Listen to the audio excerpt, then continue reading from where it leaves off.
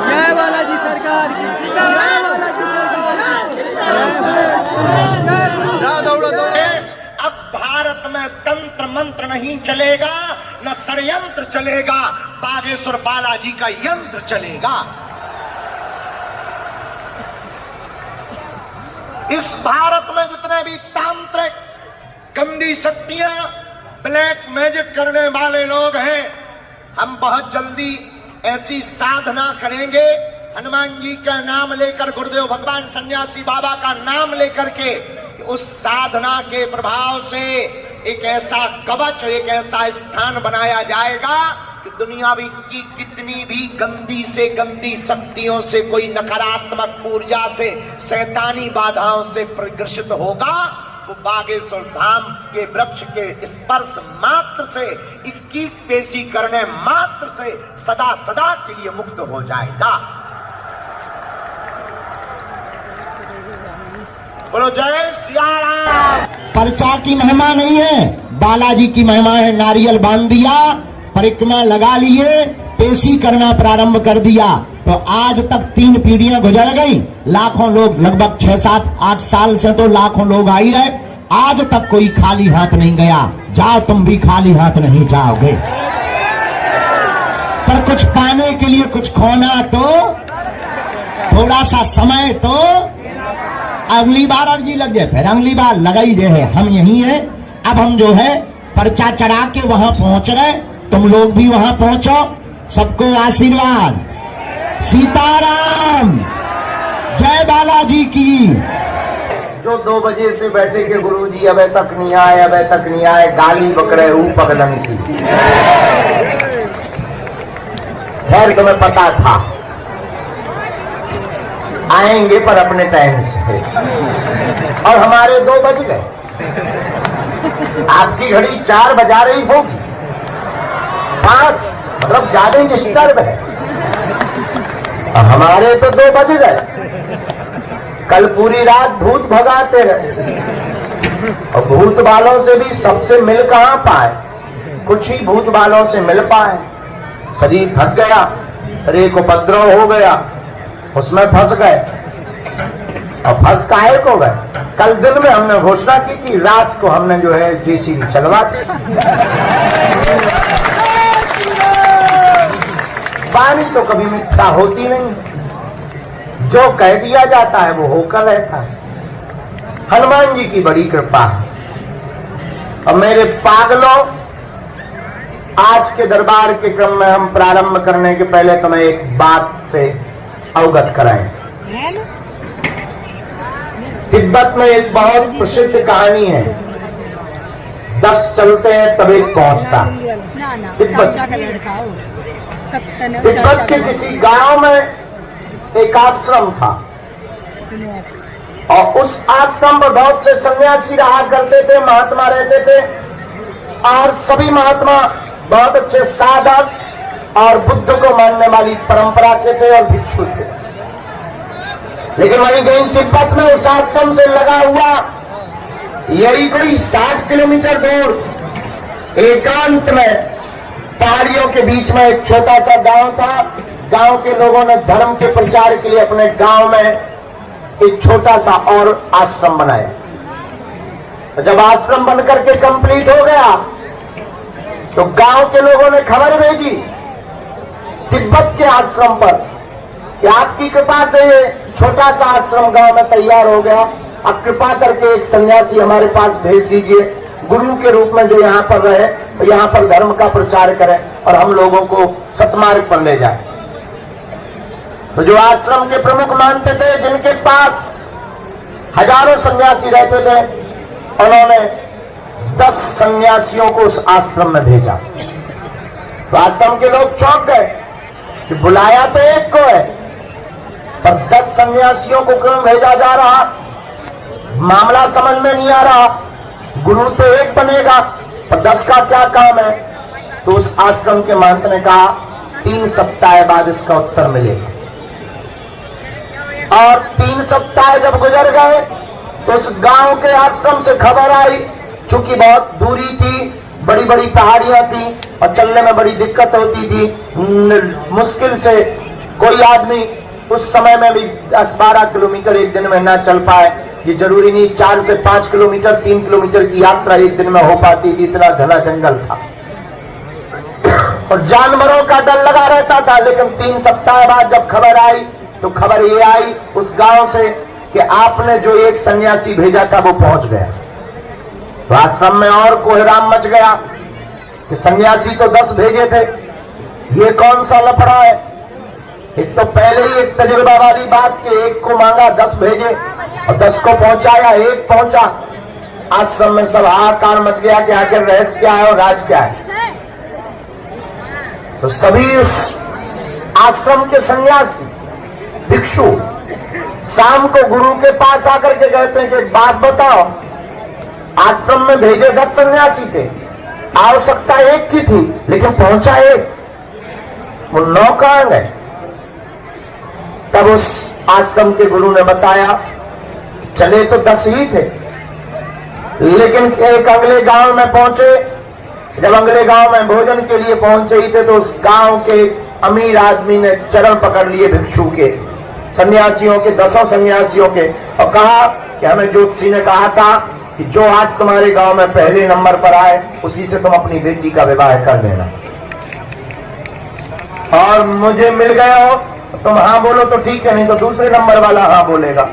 तो पहला सन्यासी बोला कि बेटी कहाँ है। उसने कहा बेटी बहुत सुंदर है, देखो बड़ी रूपवती है, और मेरे कोई बेटा नहीं है, मेरी पूरी संपत्ति तुम्हारी होगी। ज्योतिषी ने कहा था जो पहला आदमी मिले वही तुम्हारी बेटी का बर होगा, और अब कृपा करके मेरी बेटी को स्वीकार करो। पहले वाले सन्यासी ने कहा मित्रों तुम लोग चलो, मेरा तो काम हो गया, अब मुझे शायद परमात्मा इसीलिए भेजा था, और मेरा परमात्मा कह रहा है यहीं ठहरो। वो ठहर गया। दूसरे गांव में राजा का पुरोहित मर गया, तो राजा को पुरोहित की जरूरत थी, पद बहुत ऊंचा था, और वो भी खोज रहे थे कोई बढ़िया पुरोहित मिल जाए, और 9 सन्यासी चले जा रहे थे। एक सन्यासी ने कहा कि ये काम बहुत अच्छा है, राजसी ठाट बाट रहेगा, काम कुछ करना नहीं, पुरोहित बने रहेंगे। तो बाकी मित्रों से बोला महाराज मित्रों तुम चलो, अब मेरा काम भी तो हो गया। तो वो राज पुरोहित बन गया। धीरे धीरे अंतिम छोर के गांव तक जहां छोटा आश्रम बना था वहां पहुंच नहीं वाले थे, उसके पहले एक पड़ाव पड़ा, एक गांव पड़ा। 2 सन्यासी मात्र एक एक करके सब रुक गए। एक सन्यासी में से 2 सन्यासी बचे, 10 सन्यासी में से 2 सन्यासी बचे। एक सन्यासी बोला आप कहो तो यहाँ पर प्रवचन किया जाए, तो प्रवचन किया। तो प्रवचन में एक नास्तिक आदमी खड़ा हो गया, ये सब बेफिजूली की बातें बंद करो, कोई भगवान भगवान नहीं होता है, कोई ईश्वर नहीं होता, कोई निर्वाण नहीं होता, ये सब वार्तालाप बंद करो। तो 2 सन्यासी में से जो एक प्रवचन कर रहा था उसने दूसरे वाले को धक्का देकर कहा कि तू एक काम कर, तू जा, तू आश्रम संभाल, मैं इस नास्तिक को जब तक आस्तिक नहीं बना दूंगा तब तक किसी गांव में ठहरूंगा। और वो सन्यासी पहुंच गया। ये कहावत वहां से चली है कि 10 पहुंचाओ तब एक पहुंचता है। और मेरे पागलों इस कथा का आशय हम तुम्हें ये बताना चाहते हैं, इस कहानी के साथ आज के दरबार की शुरुआत इसलिए करना चाहते हैं कि जब व्यक्ति 10 प्रकार से मन बना करके, 10 इंद्रियों से मन बना करके जब दरबार में बैठता है तब एक बार उस परमात्मा के चरणों में पुकार जाती है।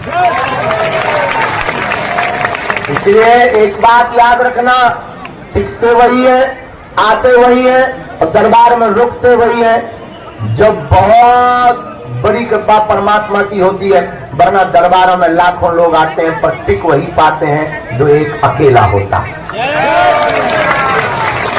जिसकी श्रद्धा बड़ी मजबूत होती है। वरना परमात्मा की कृपा भी टिकना असंभव नहीं है। और मेरे पागलों हम तुम्हें चमत्कार दिखाने के लिए नहीं बैठे हैं, या हम तुम्हें तुम्हारे बाप का नाम बताने के लिए नहीं बैठे हैं। और तुम भी इतने बदमाश आदमी हो कि अपने बाप का नाम जानकर ऐसे ताली पीट कर भाग जाते हो जैसे तुमने कुंजी पा दी हो, और तुम अपने मन की बात जान करके ही भाग लेते हो। और मन की बातों से समाधान तुम्हारी होना होता तो तुम खुद कर लेते। तुम्हारी समस्या पर्चे पर लिख देने से तुम्हारी समस्या का समाधान नहीं होना है। तुम्हारी पर्चे पर जो समस्या लिखी है उसका समाधान सिर्फ परमात्मा है और हनुमान है। अगर तुम हनुमान के हो जाओगे तो तुम्हारी हर समस्या का समाधान होगा।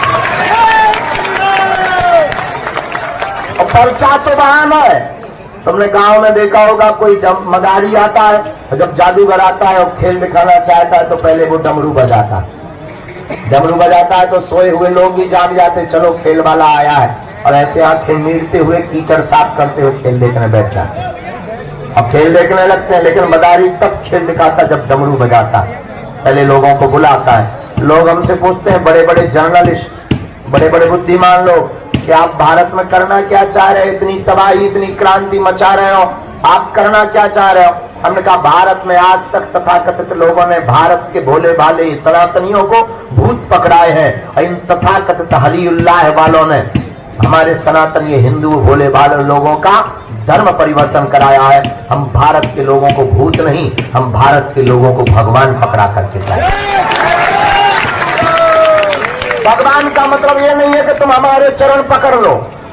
और एक बात, कभी किसी के भी चरण पकड़ने से कल्याण नहीं होता। गुरु के चरण पकड़ो, एक बार पकड़ो तो छोड़ो मत, और पकड़ लिया तो मुड़ना मत। और मेरे पागलो, इंसान कभी भगवान नहीं हो सकता, भगवान सदा भगवान रहेगा। और तुम्हारी बुद्धिमत्ता इसी में है कि तुम इंसानों के चक्करों में और दरबारों के चक्करों में पड़ना बंद करो। अगर तुम जिंदगी की बहुत बड़ी कुंजी पाना चाहते हो तो आज की बात हमारी मान कर उठ जाओ और चढ़ जाओ मंदिर, जिनके बल पर हम धर्म विरोधियों को ललकारते हैं और तुम्हारे बारे में बता देते हैं। तुम भी उन्हीं हनुमान जी के सदा सदा के लिए हो जाओ। और अगर तुम भी सदा सदा के लिए हनुमान जी के हो जाओगे, अगर सदा सदा के लिए तुम भी हनुमान जी से जुड़ जाओ, सदा के लिए हो गए, तो तुम्हें लौट कर मुड़कर कभी पीछे नहीं देखना पड़ेगा। लेकिन मेरे पागलों, एक बात और याद रखना, इस कलिकाल के कलयुग में तुम सावधानी पूर्वक कदम रखना और माथा भी सावधानी पूर्वक टेका करो। तुम्हारी इतनी मति मारी गई है, तुम कहीं पर भी माथा टेक देते और हद हो गई। हमारे बगल में एक गंज है 5 किलोमीटर की दूरी पर, वहां के रहने वाले एक नाई हमारे बहुत प्रिय मित्र हैं, और अक्सर वो हमारे पास 4-5 साल पहले रोज आया करते थे, और रोज आकर के कुछ नहीं गप्प लड़ाते थे। भीड़ कम होती थी तो बात करते थे, गप्प लड़ाते थे और चाय पिया करते थे। अक्सर जब कभी जरूरत पड़ती थी बाल की कटिंग कर देते थे। एक दिन बाल की कटिंग करते करते हमने कहा, यार एक बात बताओ, उसका नाम हमने डमरू रखा था। हमने कहा, डमरू एक बात बताओ, तुम्हारा मुंह लटका क्यों रहता है? बोले, गुरुजी क्या बताएं, हमारी जो दुकान है गंज में, उसके बाहर कोई रोज रात को गंदगी कर जाता है, रोज रात को। हमने कहा, होगा कोई तुम्हारा दुश्मन? अरे बोले, दुश्मन की छोड़ो, ये बताओ वो मिटेगा कैसे, काम बंद कैसे होगा? हमने उसको उपाय क्या गजब का दे दिया, आज तक हमारा चेला। हमने उसको कहा, एक बात बता, आसपास कोई पत्थर है वहां? बोला, हाँ एक छोटा सा पत्थर है। हम कहा, तेरे पास में लाल कलर का कोई कलर है? इंगोर, श्री, रोली? बोले है। हम कहा, ठोक दे उस पर, लगा दे। बोले, उससे क्या होगा? हम तो चुप रहे यार, सुन तो। हमने कहा, तेरे पास में कुछ नारियल की खोपड़ियां हैं? नहीं है। हमने कहा, यहां से भर के ले जा। एक बात बता, अगरबत्ती है? बोले, अगरबत्ती से। हम कहा, जली हुई लगा दे, बुझी बुझाई। बोले, उससे क्या होगा? अरे हम कहा, तू लगा के तो देख यार। और 10-15 दिन बाद नवरात्रि हो, नवरात्रि के बाद दशहरा हो, दशहरा के बाद वो फिर आया। हम कहा, और सुनाओ, वो घटना बंद हुई? रोज गंदगी कर जाता था तुम्हारे दुकान के बाहर, घटना बंद हुई? अरे बोले, घटना बंद हुई कि नवरात्रि में तो वहां देवी प्रकट हो। और बोला, गुरुजी धन्यवाद। हम कहा, किस बात पर धन्यवाद? अरे बोले, गांव की माताओं ने तो सिर धर धर के प्रणाम कर करके लल्ला मांगा, किसी ने तो नौकरी मांग ली। अब बोले, गुरुजी क्या कहना तुम्हारे तजुर्बे का? हम कहा, क्यों? अरे बोले, ये 5 का सिक्का लो हमसे। हम कहा, यार 5 का सिक्का क्यों दे रहा? अरे बोले, पूरे 10 दिन में रोज 11 से 12 रुपया चढ़ोतरी भी आती, एक कटिंग निकलती थी। एक कटिंग तो उस जमाने में बाल कटिंग से उस जमाने में 10 रुपया से ज्यादा ही नहीं था, 5 या 10 रुपया। बोले, गुरुजी आपकी कृपा से रोज एक कटिंग निकलती थी। तो हम आपको ये कहना चाहते हैं कि हम सनातनी लोग हैं, हम तो पत्थर में भी परमात्मा प्रकट कर लेते हैं।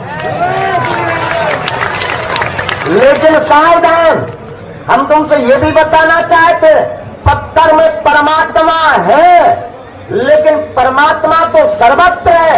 जरूरी नहीं वो पत्थर बागेश्वर का हो, तुम्हारे घर का भी पत्थर परमात्मा है।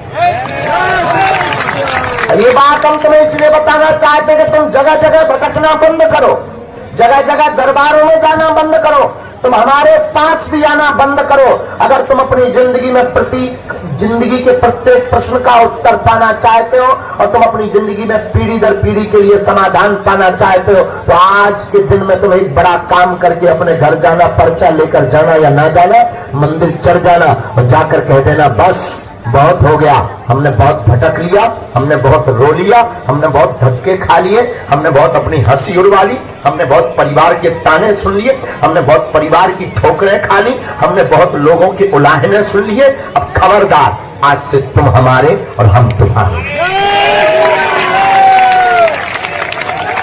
उसके बाद मेरे पागलों, हम तुम्हें दावे के साथ कहते हैं तुम्हें मंगलवार को आने की आवश्यकता नहीं है। तुम जिस दिन आओगे वो दिन मंगल का होगा।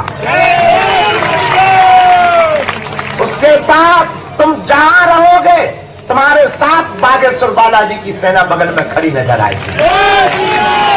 जब जब विपत्ति तुम्हारे ऊपर आएगी, याद रखना तुम्हारे पास संकट है तो बागेश्वर हनुमान जी तुम्हारे संकट मोचन बनकर खड़े नजर आएंगे। सन्यासी बाबा तुम्हारे साथ अनुभव में रहेंगे।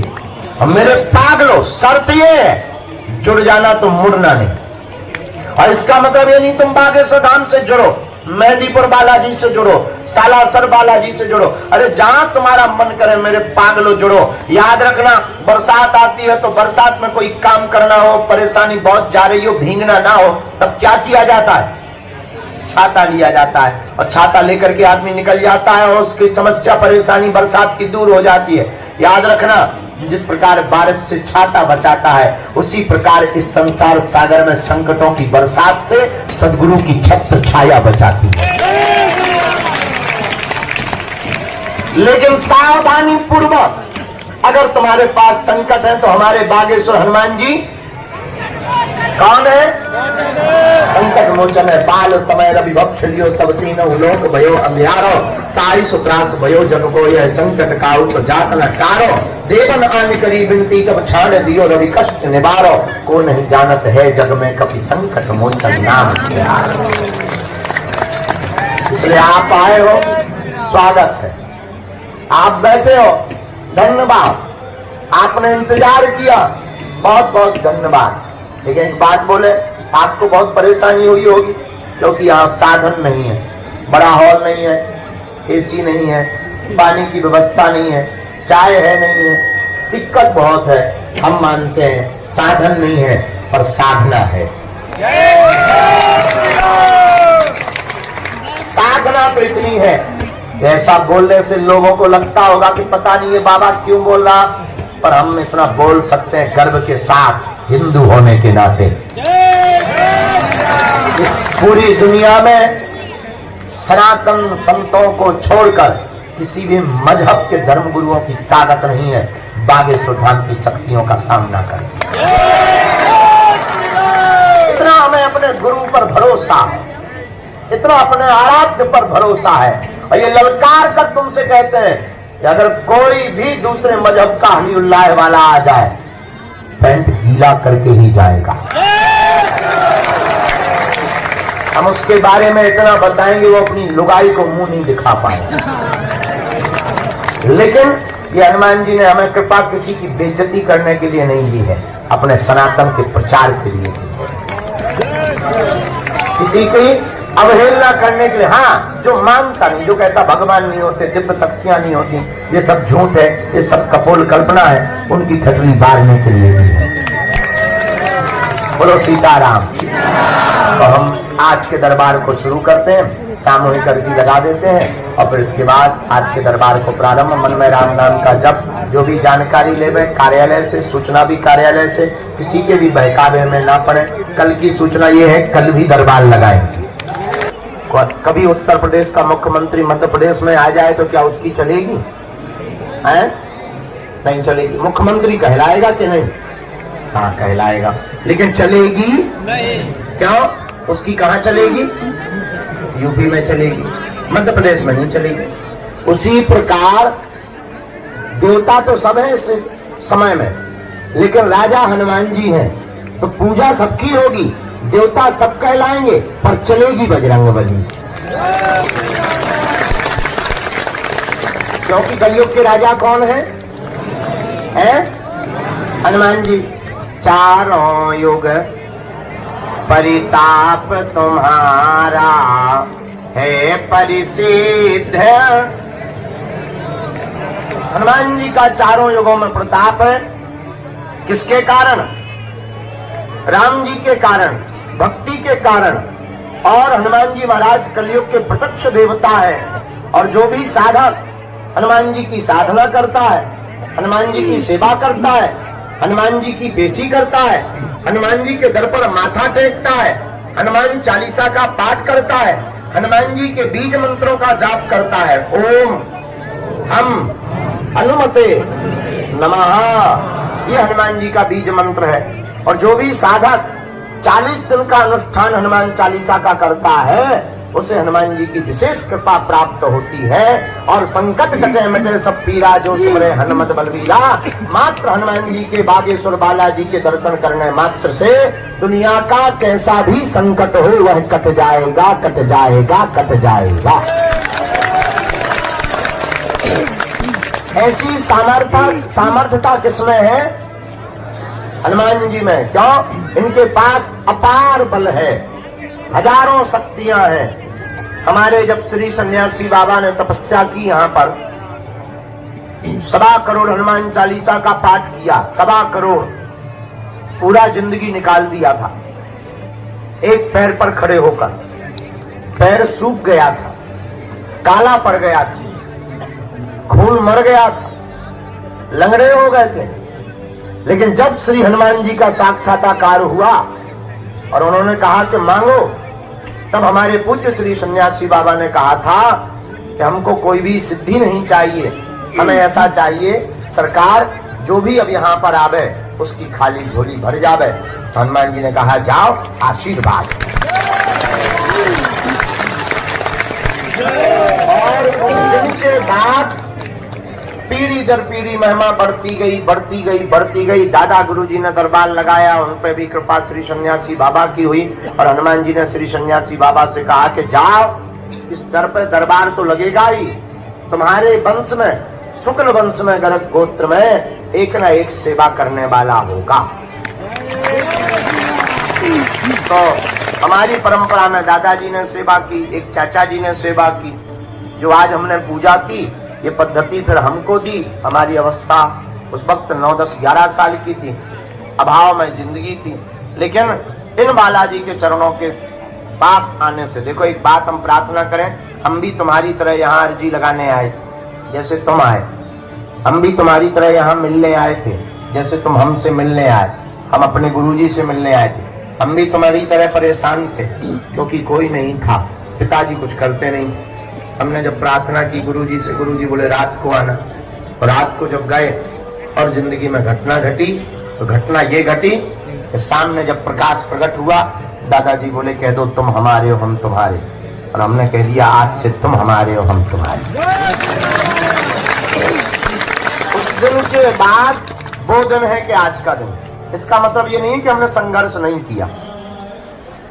आपको जरूर दिखता है कि आज महाराज जी हमने उसके बाद भी 12 साल तक संघर्ष किया। एक एक दिन झाड़ू लगाई पूरे में, अपने हाथ से भोजन बनाया, गांव में भिक्षा मांगने गए, आटा मिला, चावल मिला, घर ले गए, तब माताजी की रोटी बनी। कृपा मिलने के बाद भी 12 साल तक उधार उठा करके दीपक का तेल जलाया। आज अगरबत्ती के लिए रुपया नहीं होते थे तो एक अगरबत्ती 2-2 दिन जलाते थे। आधी अगरबत्ती से आरती कर दी, फिर बुझा के रख ली, दूसरे दिन फिर वही जलाई और आरती की। इसका मतलब ये नहीं कि 12 वर्ष तक हमारे जब हनुमान जी मिल गए तो सब जगह हो गई, ना ना ना। खूब संघर्ष किया, खूब प्रयत्न किया, तब जाकर के आज हनुमान जी ने माना गुना। हम तुमसे यही कहना चाहते हैं, भगवान के घर देर है लेकिन भगवान के घर अंधेर है। और तुम्हारी गलती क्या है? तुम 4 दिन में चमत्कार चाहते, तुम 5वें दिन सीधो जो है आज अर्जी लगाओ, 5वें दिन तुम लड़का चाहते। 3 दिन में तुम लुगाई चाहते हो, 2 दिन में तुम मकान दुकान चाहते हो, 1 दिन में तुम नौकरी चाहते हो और 1 घंटा में पर्चा बनवाना चाहते हो और 2 मिनट में मिलना चाहते हो। तो हम आपसे सिर्फ इतनी प्रार्थना कर रहे हैं और हद ये है तुमसे 4-5 बार ना हम मिल पाए धोखे से तो श्रद्धा इतनी जल्दी टूट जाती जैसे नकलियों को मकान टूट जाए। हाँ, इतनी जल्दी श्रद्धा, इतनी कमजोर श्रद्धा। एक आदमी हमें मिला, बोले हम 5 बार आ गए, अपना दिमाग खराब। हमका क्या हुआ? दिमाग खराब। अरे हमको दिमाग खराब तो दिमाग खराब में है क्या खराब? ओझा का नाम तो बता। अरे बोले 5 बार आ गए, मिले ही नहीं। 4 चाय पी ली हमने, 400 रुपया पर आने के हिसाब से लग गया, 2000 रुपया किराया लग गया, मिले ही नहीं। अरे हमका ठटरी के बड़ी 12 साल में हमें मिली, 10,000 साल में जब सबरी पे कृपा भई। तुम जो बताओ, पेड़ लगाते ही फल मिलता है? अरे भाई पानी देना पड़ता, बड़ा होता, फूल आते, फिर फल आते, फिर फल खाए जाते, फिर पकते, फिर खाए जाते। अब तुम आते ही तुमने नारियल बांधो नहीं और ठोक दो, हो जा बजरंग बली खड़ा। जैसे ग्रेनाइट की चट्टान न हो हनुमान जी। अरे भाई आपने अर्जी लगाई, देखो गफलत से जो डर जाए वो जेर नहीं होता, अपनी ताकत पर जो इतराए वो शेर नहीं होता। दरबार में बागेश्वर बालाजी के आकर मायूस ना हो बंदे, यहाँ देर तो होती है पर अंधेर नहीं होता। देर लगेगी, अब देर इसलिए लगेगी कि एक बात बताओ, कई लोग 1-1 साल से आ रहे होने, पहले मिला जाएगा तुम्हें। जो परेशान है देर लगेगी, हाँ अंधेर नहीं होगा। और भारत के लोगों, हम तुमसे प्रार्थना करें, इसको बढ़वाओ। हमारी हाथ में प्रार्थना है, बात गांठ बांध करके तुम घर जाना। धोखे धंधे से तुम आ तो गई हो दरबार में, बैठ भी गए धोखे से। और कुछ लोग तो यूट्यूब के चक्कर में आए, कुछ लोग किसी के बताने के चक्कर में आए, कुछ लोग टीवी के चक्कर में आए। हम तुमसे यही प्रार्थना करते हैं कि तुम चमत्कार के चक्कर में हमारे पास बिल्कुल मत आया करो। सबसे बड़ा चमत्कार तो यही है कि तुम इंसान हो, और इससे बड़ा कोई चमत्कार नहीं। और दूसरी बात, तुम केवल चमत्कार के चक्कर में या मन की बात जानने आए हो तो तुमसे घाटे वाला सौदा कोई नहीं कर रहा है। हमें तो हंसी इस बात पे आती है कि तुम अपने ही प्रश्न सुनकर के ताली पीटते हो, अपनी बातें सुनकर तुम ताली पीटते हो, मेरे पागलो। और तुम मांगते ही क्या दरबार में आके? 2 कौड़ी की बात है, 2 कौड़ी की कीमत की वस्तुएं मांगते। मकान, दुकान, निरोगी काया, लुगाई, लड़का, बिजनेस, पद, प्रतिष्ठा और यश, कीर्ति, संपत्ति। इसके अलावा तुम मांगते ही क्या हो? मेरे पागलो, तुम्हें कभी मांगने का मौका मिले तो कभी देने वाले को भी मांग लिया करो। हनुमान जी से कभी मांगने का मौका मिले तो कह दिया करो, आज से तुम हमारे और हम तुम्हारे। उसके बाद मेरे पागलों, हम तुम्हें वचन दे करके कहते हैं, जब बैंक अपने बाप का होगा तो एटीएम की क्या आवश्यकता? हनुमान जी तुम्हारे होंगे तो तुम्हें घबराने की क्या आवश्यकता है? इसलिए आज के दरबार में जितने भी लोग बैठे हैं, निश्चित रूप से आप प्रश्नों के उत्तर पाने आए हो। आपकी अर्जी तो लगेगी ही। जितने लोगों को बुलवाएंगे श्री सन्यासी बाबा, उनके पर्चा बनेंगे, आपको अपनी जिंदगी से संबंधित प्रश्न का समाधान प्राप्त होगा। लेकिन एक बात हम आपसे प्रार्थना कर देते हैं, विनम्रता पूर्वक दरबार में पर्चा के चक्कर में मत आया करो, हनुमान जी की चर्चा के चक्कर में आया करो। पर्चा से आपका सिर्फ एक समस्या का समाधान होगा, लेकिन हनुमान जी की चर्चा से आपकी प्रत्येक समस्या का समाधान होगा।